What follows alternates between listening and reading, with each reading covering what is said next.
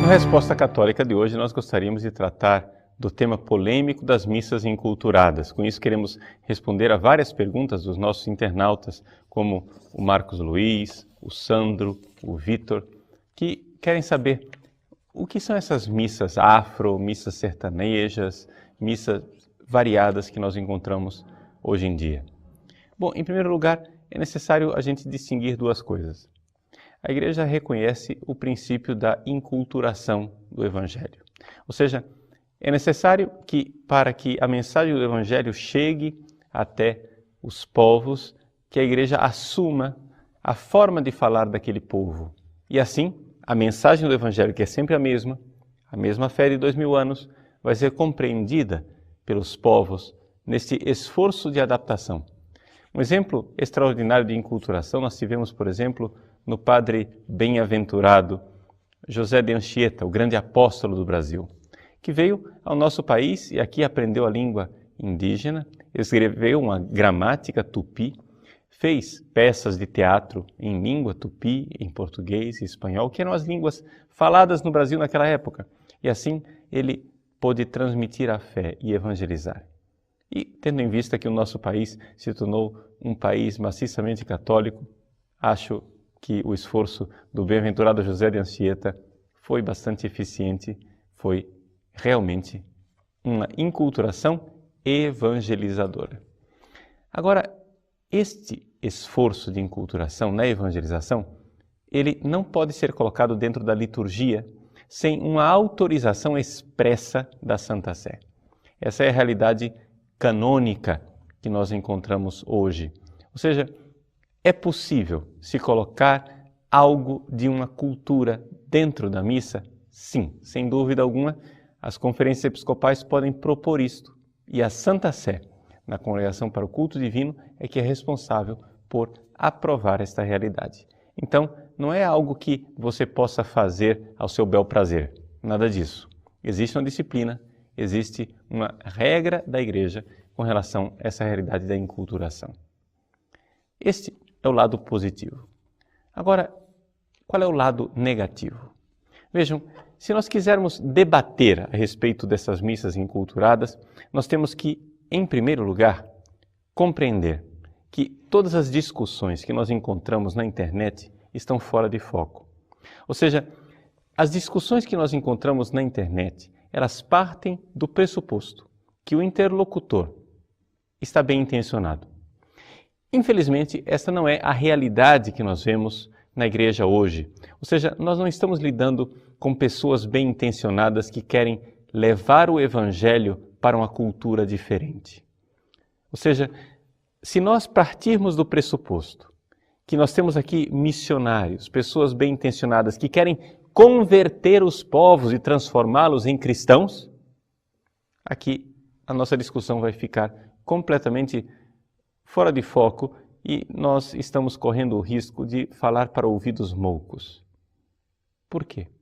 Porque a maior parte das pessoas que fala de inculturação está querendo fazer exatamente o contrário. Ou seja, não levar o Evangelho para os povos, para o mundo, mas trazer o mundo para dentro da igreja. Esta é a grande dificuldade e é por isto que, além do evidente abuso litúrgico que significam essas missas enculturadas, nós não temos somente um abuso jurídico, mas nós temos um grande erro moral, uma grande traição do cristianismo. Por quê? Porque se o cristianismo é realmente alguma coisa, se ele tem algum significado, o significado dele é que Deus veio a este mundo para nos salvar, um acontecimento histórico redentor na pessoa de nosso Senhor Jesus Cristo, e este acontecimento histórico ele deve ser acolhido por todos os povos, por todas as raças, por todas as pessoas, e é por isso que a igreja ela é universal, ou seja, católica, ela visa incluir a todas as pessoas. A evangelização supõe a conversão. Isso quer dizer que onde quer que o cristianismo vá, ele irá necessariamente transformar as culturas. Ele irá necessariamente fazer com que as mentalidades mudem, metanoia, conversão, mudança de mentalidade.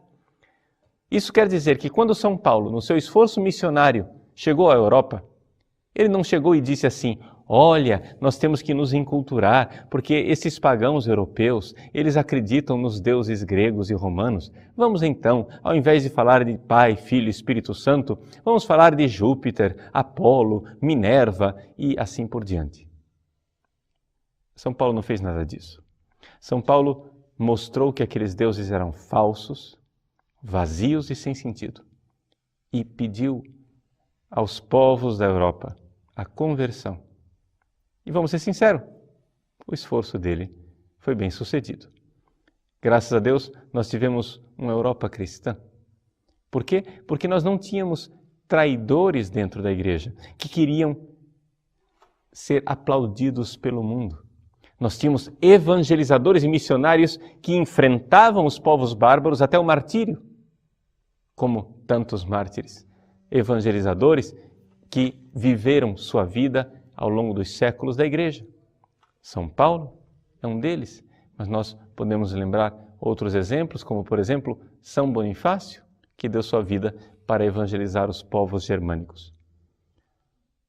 Aqui, no Brasil, nós tivemos também o exemplo da fé dos nossos primeiros mártires, os mártires do Rio Grande do Norte, que deram a sua fé e que batizaram o chão do nosso país, derramando o seu sangue. Nós tivemos o exemplo de Roques Gonzalez e seus companheiros, Inácio de Azevedo e seus companheiros mártires, gente que derramou a fé para que eu e você hoje acreditássemos. Gente que não quis fazer ecumenismos e nem macroecumenismos, diálogos interreligiosos, nesse sentido de capitular a fé e deixar que tudo que é pagão e não cristão entrasse dentro da igreja. Aqui, nós estamos diante de uma mentalidade revolucionária, então. Revolução quer dizer isto, colocar as coisas de cabeça para baixo. A igreja sempre reconheceu a enculturação, que era o seguinte: o Evangelho de Cristo, a pessoa divina de nosso Senhor Jesus Cristo, pode falar a língua de todos os povos. E assim todos os povos podem mudar. Todas as culturas podem ser convertidas. Todas as culturas que têm algo de bom, mas também têm muita coisa de ruim, podem ser transformadas desde dentro, desde o seu coração. Mas você agora canonizar as culturas pagãs e dizer que elas são lindas, e assim apostatar a fé, deixando o nosso Senhor Jesus Cristo de lado, isto é simplesmente a traição do cristianismo. E isto é feito, sim, infelizmente, tragicamente, por cristãos. É feito por padres, por religiosos. Eu conheci o testemunho de uma irmã que vive há anos e anos numa tribo indígena e se orgulha dizendo que ela jamais conseguiu o batismo de um índio sequer. Para ela é motivo de jactância, de orgulho. Vejam que beleza! Eu cumpri minha missão, eles não se converteram. São Paulo rasgaria suas vestes. São Paulo diria: então, irmã, o que a senhora está dizendo é que eu corri em vão. O que a senhora está dizendo é que eu derramei o meu sangue inutilmente. Estes inculturadores loucos, o que fazem é dar gargalhadas diante do túmulo dos mártires e dizer: tolinhos, morreram inutilmente? Por que é que vocês derramaram seu sangue se recusando a oferecer sacrifício aos deuses pagãos?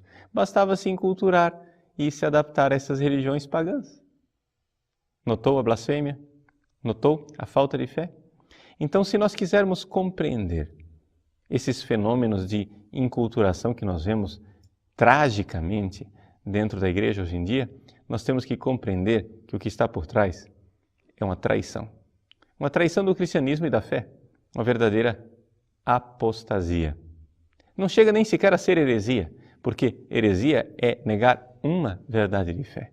Esse tipo de esforço que, de alguma forma, se sente seduzido pelo mundo e deixa que o paganismo e a idolatria entre dentro da igreja, não é uma heresia. É a total apostasia. É o abandono total e completo da fé, de que em Jesus Cristo se encontra a verdade e que nas outras religiões, se elas têm alguma verdade, Essa verdade já está em Jesus Cristo. Vejam, é possível enculturar? Sim, é possível. Mas não é isso que nós vemos. O que nós vemos são pessoas que usam a palavra enculturação para fazer uma outra coisa, que se chama revolução e apostasia. Saibamos, não é isso que a Igreja deseja. Não é isto que significa a fidelidade à fé dos apóstolos, ao Santo Padre, o Papa e à Igreja de 2000 anos.